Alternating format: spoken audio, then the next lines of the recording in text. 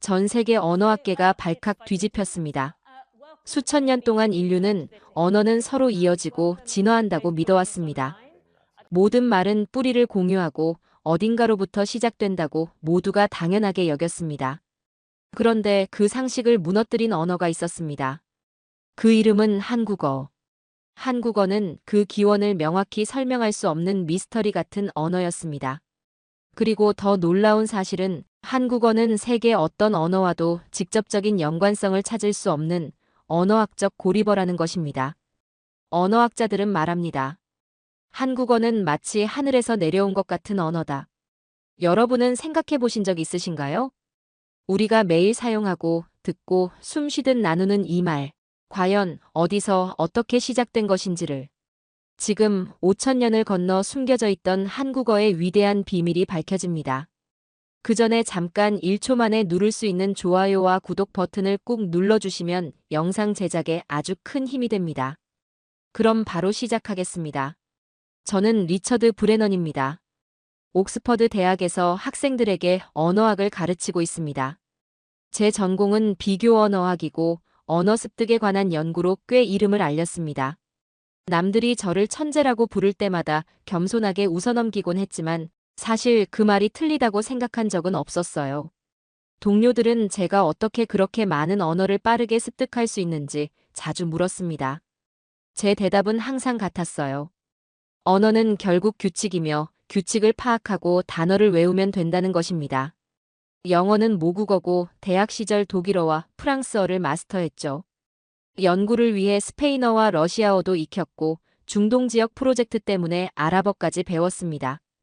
각 언어마다 2, 3년이면 충분했어요. 언어의 구조를 분석하고 패턴을 발견하면 나머지는 단순 암기의 문제였으니까요. 그러던 어느 날 제 인생을 완전히 바꿔놓을 사건이 있었습니다. 옥스퍼드에서 열린 국제 언어학 심포지엄에서 한국에서 온 김 교수의 발표를 듣게 됐어요.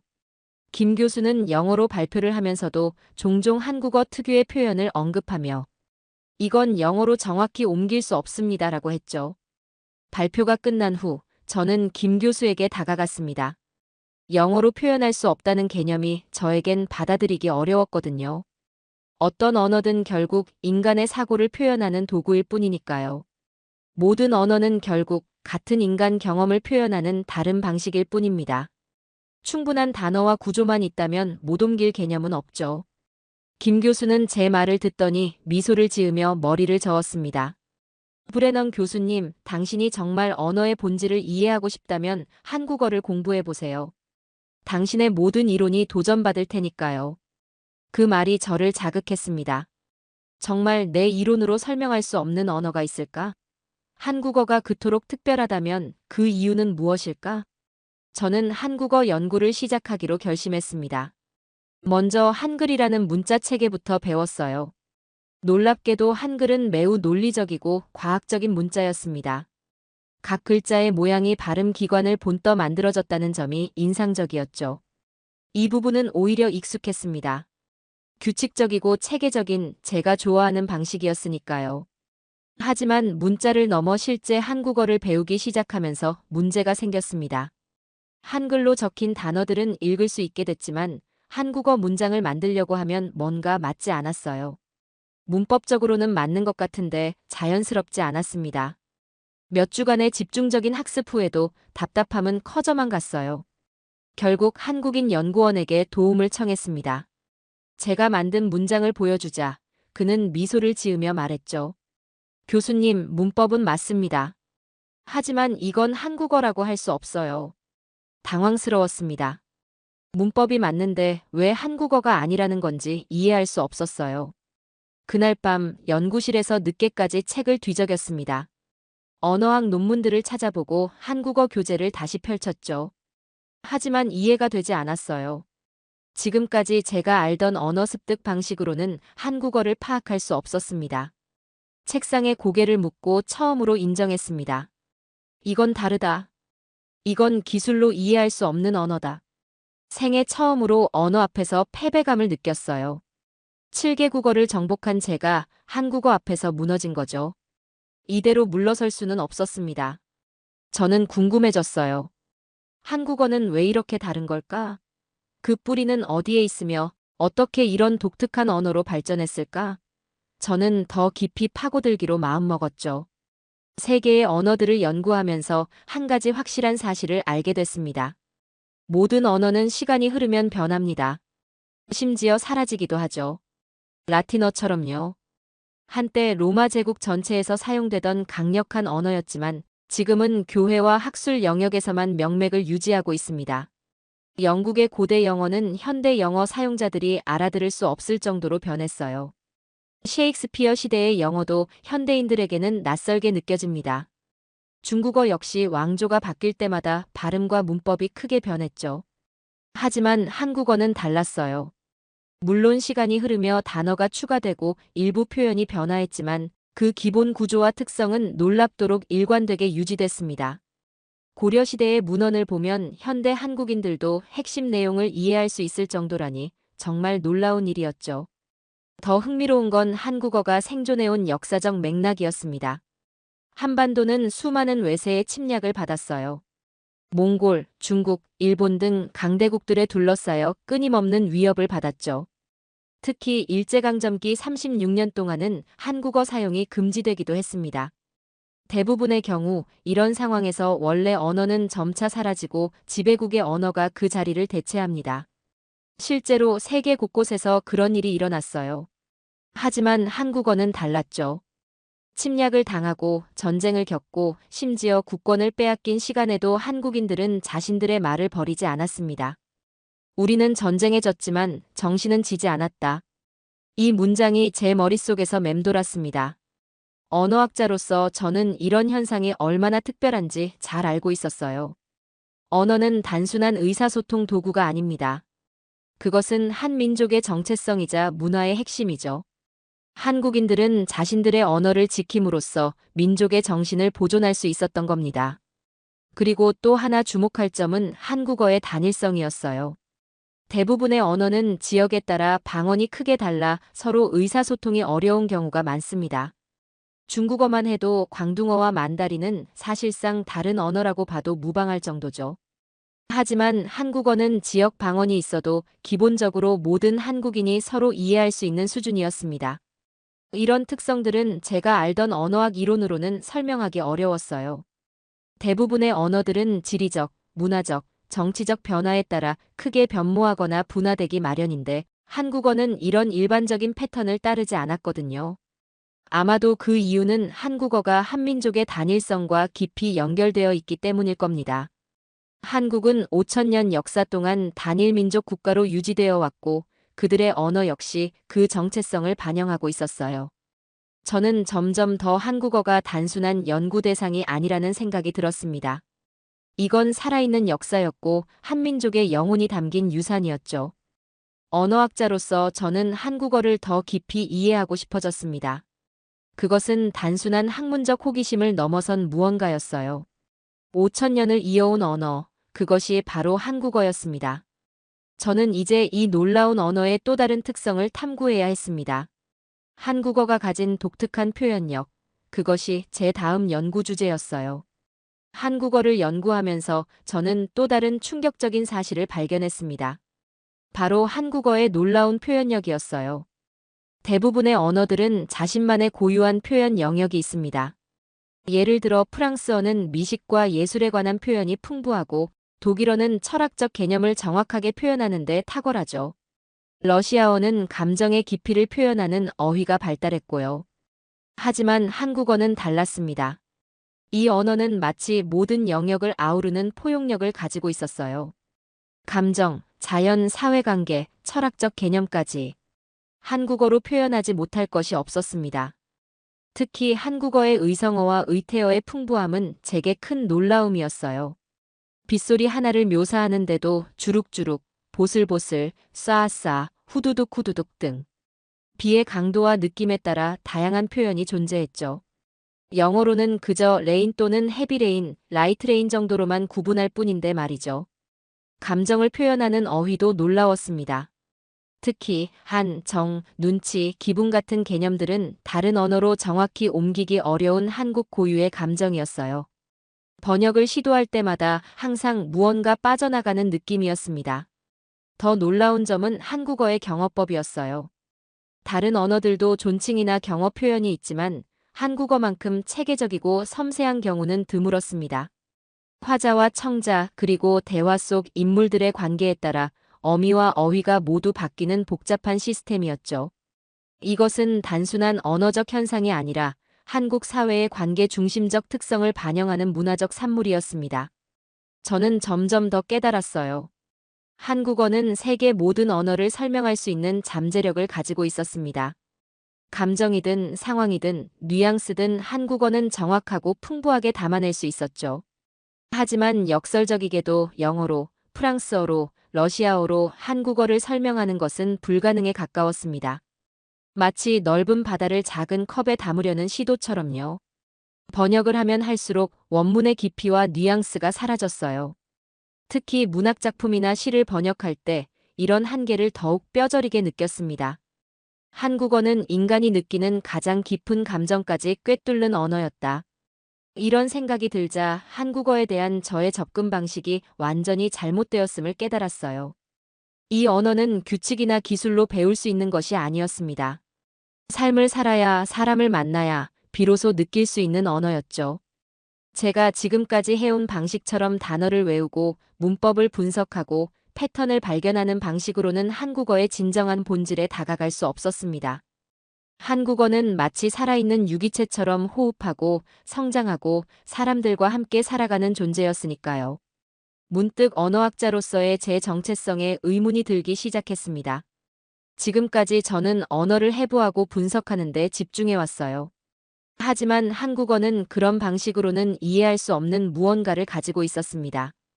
그것은 과학이 아닌 예술에 가까웠고 논리가 아닌 감성에 닿아 있었죠. 저는 결론에 도달했습니다. 한국어를 진정으로 이해하기 위해서는 완전히 다른 접근법이 필요했어요. 책과 연구실을 떠나 그 언어가 살아 숨쉬는 곳으로 가야 했습니다. 깊은 고민 끝에 저는 중요한 결정을 내렸습니다. 책을 덮었어요. 한국어는 책으로 배울 수 없었습니다. 제가 지금까지 모든 언어를 익혔던 교재와 사전, 문법서를 통한 체계적인 학습은 한국어에 통하지 않았어요. 연구실에 앉아 한국어 교재를 물끄러미 바라보며 생각했습니다. 이게 아니야. 완전히 다른 접근이 필요해. 그때 문득 떠오른 생각이 있었어요. 한국어를 이해하려면 한국을 알아야 한다. 한국을 이해하려면 한국 사람을 알아야 한다. 한국 사람을 이해하려면 한국의 5,000년 역사를 알아야 한다. 언어라는 것은 결국 그 언어를 사용하는 사람들의 사고방식과 문화, 역사가 반영된 산물입니다. 특히 한국어처럼 5,000년 동안 한민족과 함께 해온 언어라면 그 언어는 민족의 DNA와도 같은 존재일 테죠. 동료 교수들은 제 결정에 놀랐습니다. 저명한 언어학 교수가 1년간의 안식년을 모두 한국에서 보내겠다고 하니까요. 대부분은 이해하지 못했어요. 하지만 제게는 더 이상의 선택지가 없었습니다. 한국어의 비밀을 풀기 위해서는 그 언어의 고향으로 가야 했어요. 짐을 싸면서 문득 두려움이 밀려왔습니다. 언어학 교수로서 7개 국어를 구사하는 전문가로서 저는 언제나 자신감에 차 있었죠. 하지만 이번은 달랐어요. 제가 찾아가는 곳은 제 지식과 이론이 전혀 통하지 않는 미지의 세계였으니까요. 비행기에 올라 창밖을 바라보며 생각했습니다. 이건 단순한 학문적 탐구가 아니야. 이건 모험이다. 14시간의 비행 끝에 인천공항에 도착했습니다. 처음 밟는 한국 땅이었어요. 공항에서부터 저는 한국어의 바다에 던져졌습니다. 표지판에는 영어도 있었지만 사람들의 대화는 모두 한국어였죠. 그 순간 저는 깨달았어요. 이제 정말 한국어와 직접 마주해야 한다는 것을. 서울대학교에서 초빙 교수로 머물기로 했습니다. 작은 원룸을 구해 짐을 풀고 처음으로 홀로 한국에서의 밤을 맞이했어요. 창문 너머로 보이는 서울의 밤거리는 낯설고 신비로웠습니다. 마치 다른 세계에 온 듯한 느낌이었죠. 다음 날부터 저는 책이 아닌 사람에게서 한국어를 배우기 시작했습니다. 대학 내 한국어 교실에 등록했지만 그보다 중요한 것은 실제 한국인들과의 만남이었어요. 카페에서, 시장에서, 지하철에서 저는 한국어로 대화를 시도했습니다. 처음에는 어색했어요. 단어를 알아도 문장을 만들면 뭔가 어색했고 발음도 정확하지 않았습니다. 하지만 놀랍게도 한국 사람들은 제 서툰 한국어에 항상 친절하게 반응해 주었어요. 오히려 격려해주고 더 가르쳐 주려 했죠. 한국어 학습의 첫 몇 주는 좌절의 연속이었습니다. 학문적 접근으로는 이해할 수 없었던 한국어의 특성들이 실생활에서는 더욱 두드러졌어요. 특히 높임말과 관련된 실수를 자주 했죠. 교수님께 반말을 하거나 친구에게 너무 공식적인 말투를 쓰는 등의 실수요. 하지만 시간이 지날수록 저는 이런 실수들이 단순한 문법적 오류가 아니라는 것을 깨달았습니다. 그것은 한국 사회의 관계 중심적 특성을 이해하지 못한 데서 오는 문화적 오류였어요. 한국어를 배우는 것은 단순히 단어와 문법을 익히는 게 아니라 한국 사회의 가치관과 인간관계의 본질을 이해하는 과정이었습니다. 서서히 저는 제 접근 방식을 바꾸기 시작했어요. 언어학자로서 분석하고 체계화하려는 시도를 줄이고 그저 경험하고 느끼려고 노력했습니다. 한국어를 이해하기 위해서는 한국을, 한국 사람을, 그들의 역사와 문화를 이해해야 했으니까요. 서울에서의 생활이 이어지면서 저는 일상 속에서 한국어를 체험하기로 마음먹었습니다. 교실에서 배우는 한국어와 실제 거리에서 쓰이는 한국어는 다를 것이라 생각했기 때문이죠. 첫 도전은 광장시장이었습니다. 서울의 전통시장은 한국어가 가장 생생하게 살아 숨쉬는 공간이라고 들었어요. 시장 입구에 들어서자마자 활기찬 분위기가 저를 반겼습니다. 상인들은 묵묵히 자신의 물건을 정리하고 있었지만 손님들과 대화할 때면 금세 친근한 표정으로 바뀌었어요. 한 할머니 가게에서 떡볶이를 사 먹으려 했을 때의 일입니다. 서툰 한국어로 주문하자 할머니는 미소를 지으며 물었어요. 어디서 왔어? 한국어 참 잘하네. 사실 제 한국어는 아직 서툴렀지만 할머니의 격려에 용기를 얻었습니다. 대화를 이어가며 저는 깨달았어요. 할머니의 말 한마디 한마디에는 단순한 의미 전달을 넘어선 정서적 교감이 있다는 것을요. 이건 문법책에서는 결코 배울 수 없는 한국어의 진짜 모습이었습니다. 지하철을 타고 다니며 사람들의 대화에 귀를 기울이기 시작했어요. 친구들끼리, 가족들끼리, 직장 동료들끼리 나누는 대화는 모두 다른 말투와 표현을 사용했습니다. 특히 인상적이었던 것은 상황에 따라 완전히 다른 어휘를 사용한다는 점이었어요. 똑같은 먹다라는 행위도 드시다, 잡수시다, 먹다, 처먹다 등 상황과 관계에 따라 다양하게 표현되었죠. 한 번은 길을 잃고 헤매고 있을 때였습니다. 지도를 들여다보고 있는데 한 중년 남성이 다가왔어요. 어디 찾으세요? 제가 도와드릴까요? 낯선 외국인에게 먼저 다가와 도움을 주려는 그 친절함이 놀라웠습니다. 더 놀라운 것은 그의 말투였어요. 존댓말 속에 따뜻한 배려가 담겨 있었죠. 단순한 도움의 제안이었지만 그 안에 예의와 배려, 따뜻함이 모두 담겨 있었습니다. 카페에서 책을 읽고 있을 때도 비슷한 경험을 했어요. 옆자리에 앉은 학생들이 시험 공부를 하고 있었는데 그들의 대화 속에는 한국 교육 문화가 고스란히 담겨 있었습니다. 경쟁과 협력, 스트레스와 유머가 모두 그들의 언어 속에 녹아 있었죠. 점점 저는 한국어가 단순한 의사소통 도구가 아니라는 것을 실감했습니다. 한국어는 소리가 아니었어요. 한국어는 마음이었습니다. 짧은 인사 한마디에도 상황과 관계와 마음이 모두 담겨 있었어요. 저는 또한 한국어의 리듬감에 매료되었습니다. 한국 사람들이 대화할 때의 억양과 멜로디는 마치 음악 같았어요. 특히 감정을 표현할 때 사용하는 의성어와 의태어는 다른 언어로는 결코 표현할 수 없는 생동감을 주었습니다. 비가 내리는 날 우산을 들고 가는 한 소녀가 친구에게 말했어요. 비가 주룩주룩 내리네. 그 말을 들은 순간 저는 빗소리가 귓가에 생생하게 들리는 듯 했습니다. 주룩주룩이라는 단어에 비의 모든 느낌이 담겨 있었어요. 다른 언어로는 결코 전달할 수 없는 감각적 경험이었죠. 한강공원에서 마주친 풍경도 잊을 수 없습니다. 젊은 연인들이 서로에게 속삭이는 말, 아이들에게 이야기해주는 부모님의 목소리, 노인들이 과거를 회상하며 나누는 대화까지. 모든 순간에 한국어는 그들의 감정과 관계를 정확하게 반영하고 있었어요. 거리에서, 시장에서, 지하철에서, 카페에서. 저는 책으로는 알 수 없었던 진짜 한국어를 사람들의 일상 속에서 배워가기 시작했습니다. 그리고 그 과정에서 한국어가 단순한 언어가 아니라 한국 사람들의 정신과 문화를 담는 그릇이라는 것을 깨달았어요. 한국 생활이 반년쯤 지났을 무렵, 저는 한글에 대한 더 깊은 연구를 시작했습니다. 처음에는 단순히 한국어를 표기하는 문자 체계로만 생각했던 한글이 사실은 그 이상의 의미를 가지고 있다는 것을 알게 됐어요. 서울대 도서관의 한국학 자료실에서 한글 창제에 관한 다양한 연구 자료들을 접했습니다. 책장을 넘기며 저는 역사의 무게를 느꼈어요. 한글이 탄생한 배경과 과정을 살펴보니 이것이 단순한 문자 발명이 아니었음을 알 수 있었습니다.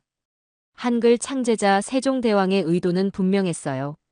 백성들이 쉽게 익히고 쓸 수 있는 문자를 만드는 것. 하지만 한국어의 깊고 복잡한 표현력을 담아낼 적절한 문자가 필요하다는 것도 알고 있었죠. 당시 사용되던 한자는 중국어를 위한 문자였고 한국어의 독특한 발음과 문법을 표현하는데 근본적인 한계가 있었죠. 한국어의 풍부한 표현력과 복잡한 음운 체계를 제대로 담아내려면 완전히 새로운 문자가 필요했던 겁니다. 한글의 과학성에 대해 알면 알수록 놀라웠습니다. 자음은 발음 기관의 모양을 본떠 만들어졌고 모음은 하늘, 땅, 사람을 상징하는 철학적 원리를 담고 있었어요. 소리의 변화에 따라 글자 모양도 체계적으로 변화했죠. 이런 문자 체계는 세계 언어학사에서도 유래를 찾기 어려운 과학적 창조물이었습니다. 한국어의 복잡한 음운 체계와 미묘한 발음 차이를 표현하기 위해 한글은 놀라울 정도로 정교하게 설계되었어요. 예를 들어 된소리, 거센소리 등 미세한 발음 차이를 구별할 수 있는 체계를 갖추고 있었습니다. 이는 한국어의 특성을 완벽하게 담아내기 위한 결과였죠. 한 언어학 교수님과의 대화는 제게 큰 깨달음을 주었어요. 브레넌 교수님, 한글은 단순한 문자가 아닙니다. 한글은 한국어의 본질을 완벽하게 담아내기 위해 창제된 과학적 걸작품입니다. 한국어의 복잡한 표현력을 그대로 담아내는 그릇이죠. 그 말을 듣고 저는 생각했습니다. 한글 창제는 단순한 문자 발명이 아니라 한국어의 본질을 보존하고 계승하기 위한 위대한 도전이었던 거죠. 한국어가 가진 깊이와 다양성, 그리고 독특한 리듬감을 온전히 담아낼 수 있는 유일한 문자를 만들고자 했던 것입니다. 더욱 인상적인 것은 한글 창제의 민주적 정신이었어요. 세종대왕은 한글을 만든 목적이 백성을 가엾게 여겨 누구나 쉽게 배워 사용할 수 있는 문자를 만들기 위해서였다고 합니다. 당시 한자를 배울 기회가 없었던 일반 백성들도 쉽게 배워 사용할 수 있는 문자를 만든 것이죠. 이것은 언어의 민주화, 지식의 대중화를 위한 혁명적 시도였습니다. 한글이 가진 과학적 체계성과 한국어와의 완벽한 호환성 덕분에 한국어는 그 독특한 표현력을 계속해서 발전시킬 수 있었어요. 미묘한 감정의 차이, 자연의 소리, 사회적 관계의 복잡성 등을 모두 정확하게 표현할 수 있는 언어로 발전했죠.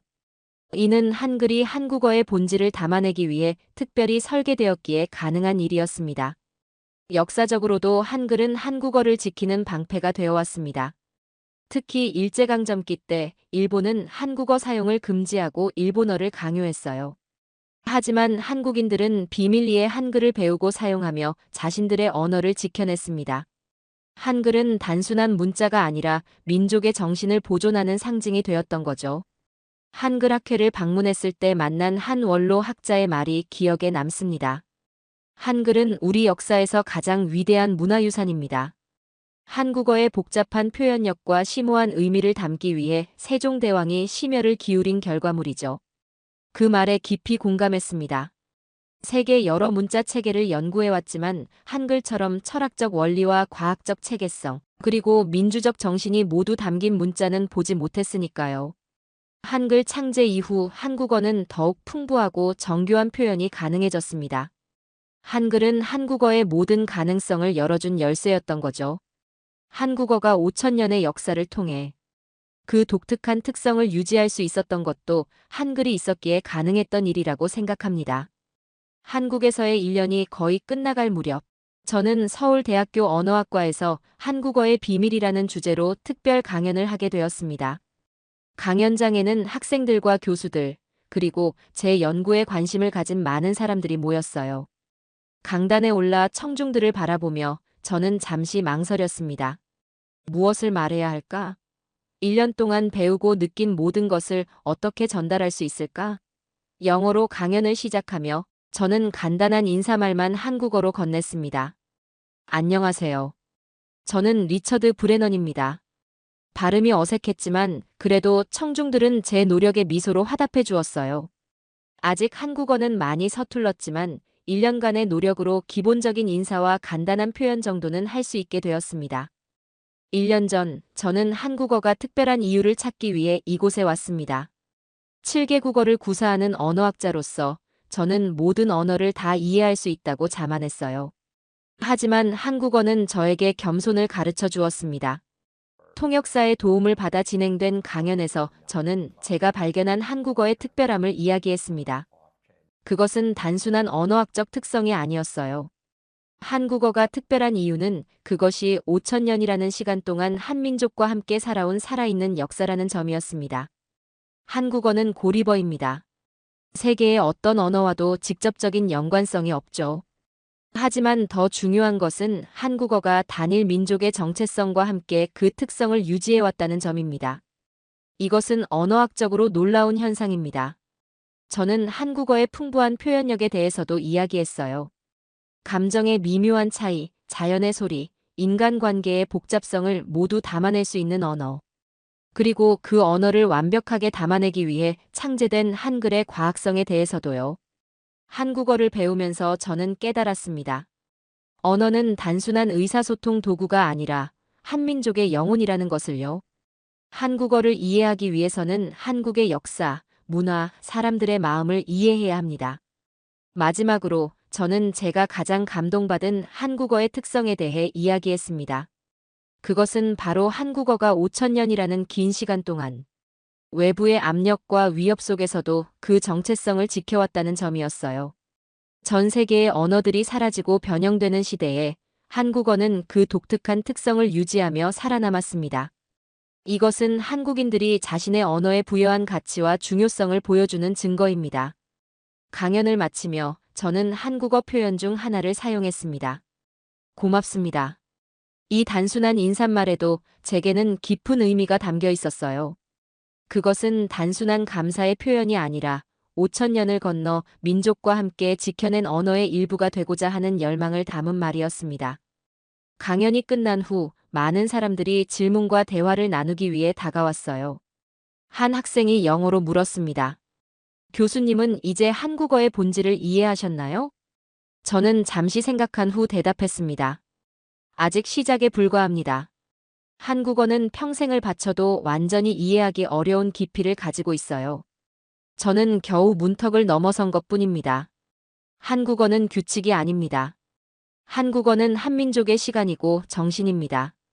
그날 밤 서울의 한 카페에 앉아 창밖을 바라보며 생각했습니다. 저의 1년간의 여정은 단순한 학문적 탐구가 아니었어요. 그것은 한 언어의 영혼을 찾아 떠난 여행이었습니다. 그리고 그 여행은 이제 겨우 시작되었습니다. 저는 또 다른 결심을 했습니다. 옥스퍼드로 돌아가 한국어에 대한 연구를 계속하기로요. 이제 저는 학문적 접근을 넘어 한국어가 간직한 5천년의 역사와 정신을 세계에 알리고 싶었습니다. 그리고 제 자신도 앞으로 수년, 아니 평생에 걸쳐 이 아름다운 언어를 더 깊이 배워나갈 것입니다. 한국어는 저에게 단순한 연구 대상이 아니라 제 인생을 변화시킨 존재가 되었어요. 7개 국어를 정복했다고 자부하던 저는 한국어 앞에서 겸손을 배웠고 언어의 진정한 의미를 깨달았습니다. 5천년을 건너온 말, 한국어. 그것은 단순한 소리가 아니라 한민족의 혼이었습니다. 오늘의 사연은 여기까지입니다. 5천년 동안 민족과 함께 걸어온 말. 전쟁에도 침략에도 어떤 힘에도 꺾이지 않았던 언어. 그것이 한국어입니다. 하늘에서 내려왔다는 표현처럼 그 시작을 누구도 정확히 알 수 없지만 분명한 것은 하나입니다. 오늘 우리가 이 말을 사용하고 있다는 것. 그리고 그 시간과 정신을 우리 안에 이어가고 있다는 것. 여러분은 이제 이 말을 어떻게 바라보시겠습니까? 한국어. 수천 년을 건너온 우리의 목소리입니다. 긴 영상 시청해주셔서 감사합니다. 내일은 더 좋은 영상으로 찾아오겠습니다.